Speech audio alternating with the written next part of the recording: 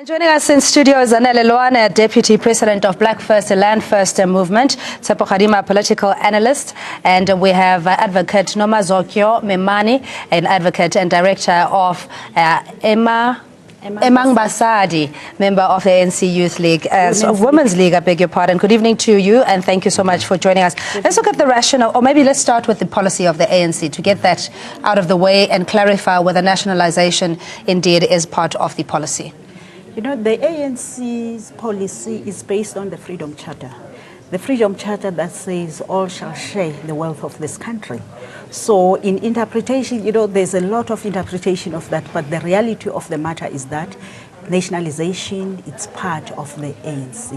And then the nationalization of banking sector, it's part of the African National Congress. Yeah, but I mean, it's in the ambiguity. You're saying that it doesn't clearly define and say the ANC will nationalize banks and a means of production or mines, etc. Not in so many words, at least. Not in so many words. But then if you look at the charter, because the charter is the key document of the African National Congress, it's supposed to be following that. But because in the African National Congress, you find people from various backgrounds, you know, capitalist backgrounds and then communist backgrounds, and then who come and try to interpret it in such an extent that it fits them. I think that's where the problem is. But the reality of the matter, if you look at the Freedom Charter, you know, it's the nationalization. And perhaps maybe in adding to that, you know, to talk about the advantages of nationalization of banks, I just want to make an example of a state of Dakota in the US. If you remember during the recession, that state, they've nationalized, the bank was controlled by government, and then when there was a recession, that state was the only state that survived the recession. The only thing that needs to happen is just the administration to show that you control it effectively, and then it works properly. We also need to have buy-in, though, from National Assembly. Tsepo, are you of the view, as the DA suggests, that this is a ludicrous idea and would have a very negative impact on the economy?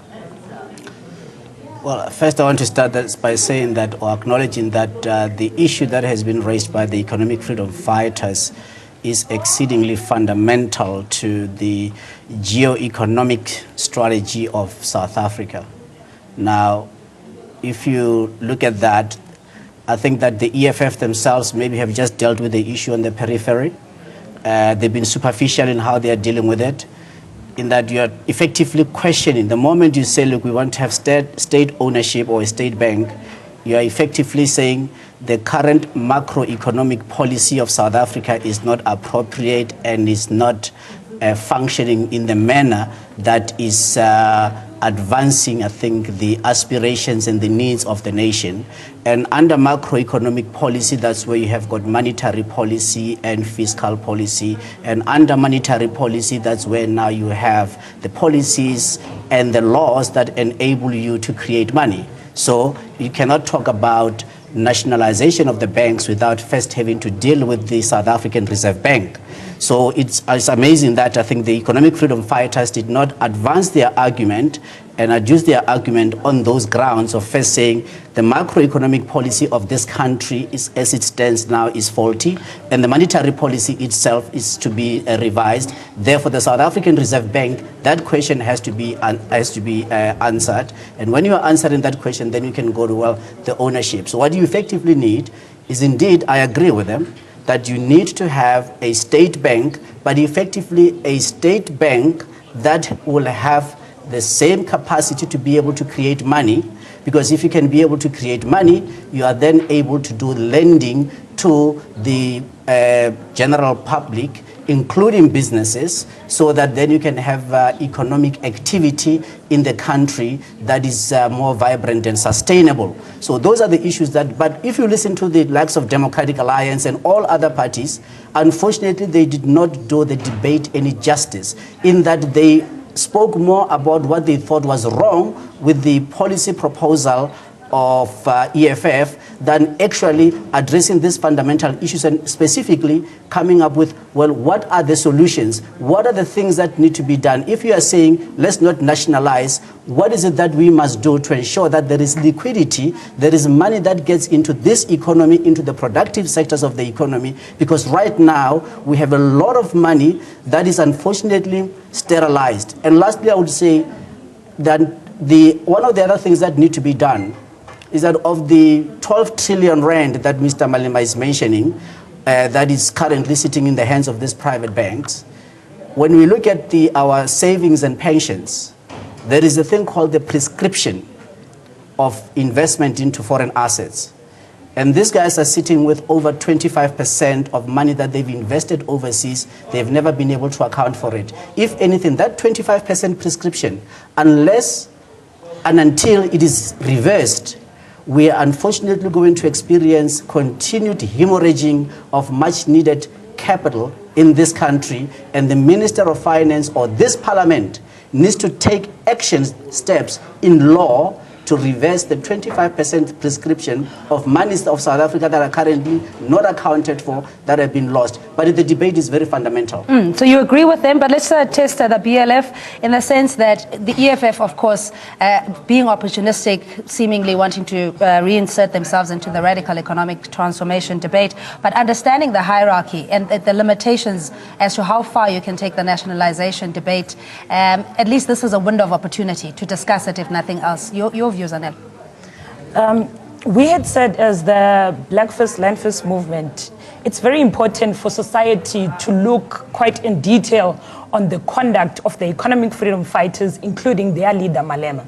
So the stature or the repertoire of Malema today in society is to definitely talk left, but in action go right wing. Right? So, for example, that is why in key municipalities in the country, the EFF, instead of having conversations with the ruling party that could advance the plight of black people in this country, they decide to give their votes to Democratic Alliance, which is a party that is openly racist and anti any transformation agenda. But also, it's very important to also reveal that Malema is not operating as a single entity. We know economic freedom fighters is handled in London by the likes of Lord Robin Renwick. We know that the economic freedom fighters is handled by the likes of Mazzotti, the Italian guy who is a known mafia and who has an interest on the politics of the country, and how that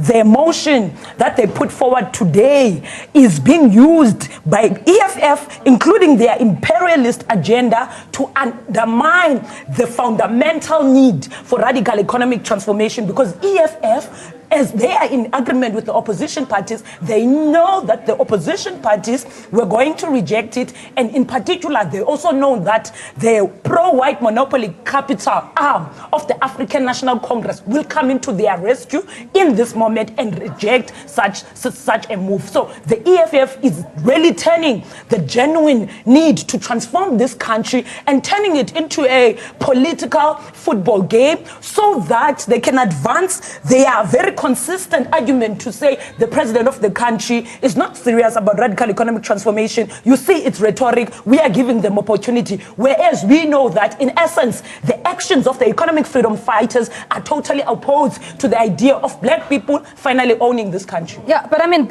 all the opposition parties, including the DA and the EFF, has had a lot of attraction. And, there's black people who found their political home in the DA. So in terms of saying that they're a racist party, that could be construed as being subjective on your part. So I mean, the DA, including the ANC, including other parties, essentially turned down this particular idea.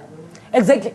It's very important that we go back to a very similar scenario where the president of the country has been clear that we need land expropriation without compensation, and as black progressive organizations and the progressive layer in particular of the African National Congress, we have been supporting this, because if we resolve the land question, we are going to get rid of our problems. We are going to get rid of remaining a colony of the British in this country. But again, because Malema is not genuine about changing, or rather being a key figure in changing the lived experience of black people, went into parliament, proposed that we need land expropriation without compensation, knowing exactly that the likes of the pro-white monopoly capital factions such as Jackson Tembu, Derek Hanekom, Pravin Gordhan are going to reject it, hence embarrassing the president and basically belittling the agenda of transformation in this country. If EFF and Malema are serious about RET, why have they not said anything on the Manning Charter? Why have they not supported the call of the president to call for land expropriation without compensation? Why do they continue to be in strategic alliance with Democratic Alliance to oppress our people? If they are serious, they must be in action and not go into parliament, turn the real pain of our people into a political game in an agenda to further confuse our people and in particular the electorate. All right, let's get a view from Tony Modise, market analyst. Good evening to you, Tony, and thanks so much for holding. Does the benefits of nationalization outweigh the scare tactics as we hear that it will have a negative impact on the economy? The thing is, Cindy, the banking sector is quite a very sensitive sector, and we can't really basically what we're looking for really is sustainability in our economy. But when we have to look at it is if we're going to declare nationalization of banks, are we really at this moment supporting black banks that are there? Technically, I'm talking about the likes of VBS. Are we supporting them? Are we already trying to give traction to black banks? But then now, if we are not already supporting them, once we take over these banks, how are we going to be able to take care of them moving forward? The biggest worry right now at this moment is we can go out there and take over these banks, and then immediately after we take over these banks, we're running a risk of having less of funds coming into the economy. We going to have a huge outflows of funds out of the economy going out to other countries. The idea being that basically these people are going to be threatened that already they are not having their ownership, and then it adds pressure in the country's economy at large. My point is really around what are we doing now? Are we supporting black banks? If we are really supporting black banks, we having our home insurance with black banks, our home loans, our credit cards with current black banks that we have now, and then we can start talking about industrialization of nationalization. Okay, Mr. Modise, let's give Advocate Memani. In the sense that if we lack the capacity or the expertise, the know-how, there's already regional players in this space, black banks, that could be utilized to effect the transformation and change that we want to see in the economy. Oh, yes, of course. Yeah, I agree with that sentiment. But then at the same time, we must also bear in mind that South Africa as a country, you know, there are people who are out there who are remote controlling the South Africa and who will make a point that each and every individual who's appointed into a key position, and then they will capture that particular individual. So I think we are sitting in that situation at this point in time in South Africa. We elect leaders, and the leaders, they get captured. You know, you look at individual, you know, some people are doing very well. Those who are doing very well, they are criticized on daily basis, because every day when you manage, you know that's the whole thing about politics. That's how bad it is about politics, because you find that there's an infiltration in each and every structure. There is an individual who works for a certain body or certain individual. Yeah, the main person here, the protagonist, would be Finance Minister Malusi Gigaba, but he himself, in his expression and demeanor, is that there will be no policy change. So even if we have this debate about nationalization of banks, it would sit squarely with him in driving that particular reform. Is this something that you foresee in the future? Look, nationalization of banks is neither an appropriate nor an effective tool for our circumstances in South Africa. We have to answer or address the issue of the South African Reserve Bank. So unless and until such time that the members of parliament do their job of amending the constitution in as far as it deals with the South African Reserve Bank, everything else, whatever that was presented in Parliament today, is nothing but hollow talk. It means absolutely nothing. You have to address the issue of the South African Reserve Bank and the ownership of the South African Reserve Bank, the functioning of the South African Reserve Bank, but more specifically, there has been long-standing proposals that said that South African Reserve Bank needs to be nationalized, and once it's nationalized, to retain the power to create money. What we know now is that the South African Reserve Bank has delegated the power to create money to the private banking institutions who are effectively operating as cartels that are not even owned in this country or controlled from this country. So that is really the issue that at hand. And I lament the fact that even Mr. Malema in his motion, he did not address the key fundamentals. So I don't know if it is out of perhaps maybe ignorance of how really the monetary system of the country works, or if there is perhaps maybe he just had not applied himself or had not taken counsel before he tabled the motion. You got to address the South African Reserve Bank, but more specifically, as I said, there's been proposals that the South African Reserve Bank, as the creator of money, should be able then to lend to companies, businesses. We have a lot of black business in this country that is not able to access any money. And when you look at the other state-owned lending institutions, such as the Development Bank of Southern Africa, the Industrial Development Corporation, the National Empowerment Fund, and the list goes on, those do not have the authority to create money. As a result, they don't have the liquidity that they can inject into the economy in terms of lending for productive purposes. And until you can be able to address that issue, everything else that we are talking about really is nothing but hot air. So you're saying there was some wisdom in the public protector recommending that there be amendments to the Reserve Bank mandate to benefit socioeconomic and developmental objectives, but we saw how the rebuttal of that happened with the retraction that she succumbed to eventually. So where does that leave us? It seems like it's a state that is helpless, a state that is cornered into with its back against the wall. Well, I'm saying we are questioning the integrity and the bona fides of the Parliament as a whole, in that the finding by the public protector advocates Busisiwe Mkhwebane that the current provisions in the Constitution as well as in the Act that governs the South African Reserve Bank are inadequate. That finding has never been challenged. What they did challenge was the order or the remedial action by her as to how to amend the Constitution, and quite correctly so. But they never addressed themselves to the issue of the finding that she has made, and that finding, by the way, stands. It is a very good finding, and Parliament, if they were genuine, they needed to have used today's opportunity to have addressed themselves to the inadequacies in the Constitution. And as I say, unless you address the issue of the South African Reserve Bank, everything else that you say is of no effect. And there's no need to nationalize any of the existing banks. You can create a bank, nationalize South African Reserve Bank, create a state bank, and then do all of the things that Mr. Malema is proposing should be done in order to address the very dire economic circumstances we are facing. Yeah, but in terms of the debate in Parliament, would you say that this is an opportune pristine moment for the EFF to stand up and raise the nationalization debate with everything that's happening within the ANC, the factionalism, and with some narratives saying it's imploding, it's reaching its natural death?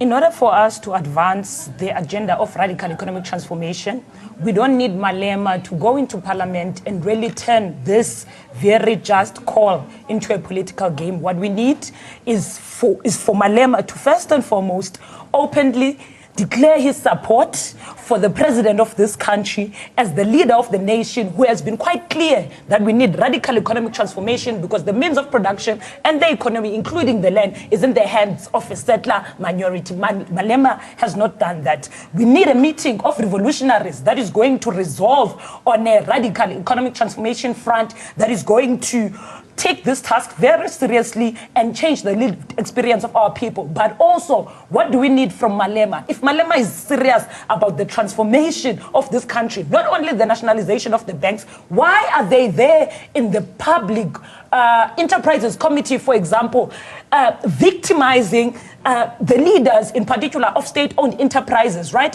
who have been labeled for a very long time by white mainstream media today as incompetent and corrupt? Why? Because they are also very clear on the agenda of radical economic transformation. If Malema is serious about the transformation of this country, why has Malema not taken any action against ABSA, which has been found by the public protector to have looted billions out of the South African Reserve Bank in an illegal manner? They've been threatening to occupy, but they've clearly abandoned that call. Why? Because Malema is in a alliance with an openly racist country, DA, which will never allow a transformation agenda to flourish, or rather to come into life in this country. Malema is not operating a single entity, is operating under the instruction of the likes of Lord Robin Renwick, under the instruction of the mafia, Mazotti, under the instruction of Donald Trump. This is why Malema can openly ask the FBI, Scotland Yard, and all these institutions that have been central in the destruction and destroying third world countries, and in particular African countries. So in action, Malema has not proved to us that he is serious. It's rhetoric. He's playing with their lived experience and really the pain of being colonized and dispossessed in a country of your own. Advocate Memani, your view in essentially taking the confidence of the public at heart and wanting to see a radical shift in the status quo and black people also enjoying the wealth and productivity of this nation. Do you think that this is a debate that is essentially hanging in the cloud? It is. It is not necessarily growing any legs, and it's not developing. Yeah, that's the problem. It is really an essential debate that is hanging on the cloud. You know, as he was saying, I think the Parliament has got a crucial role into this particular matter, because I'm not quite certain whether the report of the public protector was tabled in Parliament already, or it was attacked so that it must not be tabled before Parliament, because that is very key issue. Because when I'm talking about the nationalization of banks, I'm not talking about the commercial banks, I'm talking about the Reserve Bank, which is the key, because it is the regulator of these particular banks. So that is the key, because I mean that is supposed to be controlled by the state. And then this thing of giving it to the private sector, and the private sector making profit out of our Reserve Bank, it's really unfair. It's unfair for the state, it's unfair for the people of South Africa. And how would life change materially if we were to achieve some consensus or a middle ground in how we go about dismantling the monopoly that the banks are enjoying, including the private partnerships or any other? What shape is that likely to take? We'll never achieve consensus. You have to do it by force. So we need leaders who are very strong, who are very determined, leaders who are committed to this struggle. And that if it means that the dismantling of this behemoth of cartel of monopolistic banks, if it means that there be civil war, well, let it come. And may it finally bring about the liberation of this country from these people. So it will never happen. And lastly, I want to say, you know, on the issue of land, land should be expropriated without compensation. For land, it is not property. Property can only be that which you have created. There's nobody in this country who can claim any right to land and be able to make profit from trading in such land when they have never created it. The use of land, by all means, the Constitution, I think it guarantees that. But that fundamental flaw of having categorized or classified land as property, it must be remedied and has to be remedied urgently, so that once and for all we can deal with this issue of land, expropriate it without compensation, for it is not property, and let then we see that indeed people will not profit, but they will apply whatever financial assets which are property into ensuring that this economy can grow. Yeah. But without banking, everything else, everything rises and falls on banking. So we cannot overemphasize the need to take over South African Reserve Bank and amend its constitutive statutory framework to ensure that it does that which it was designed for before 1921. God forbid we have a civil war. Many people are heavy-hearted and anxious already as it is, but we're dealing with the complexities of the nation that we so love, with its diversity and, of course, the baggage that we adopted from the past. But nonetheless, I hope that we were able to at least enlighten you about the processes going forward, should this be a realization. But for now, though, thank you to our guest, Nationalized Deputy President of Black First Land First, Advocate Nomazokyo Memani, Advocate and Director for Emang Basadi and member of the ANC Women's League, and Tsepo Khadima, Political Analyst, Tony Modise, Market Analyst, joining us on the phone. We're back after this.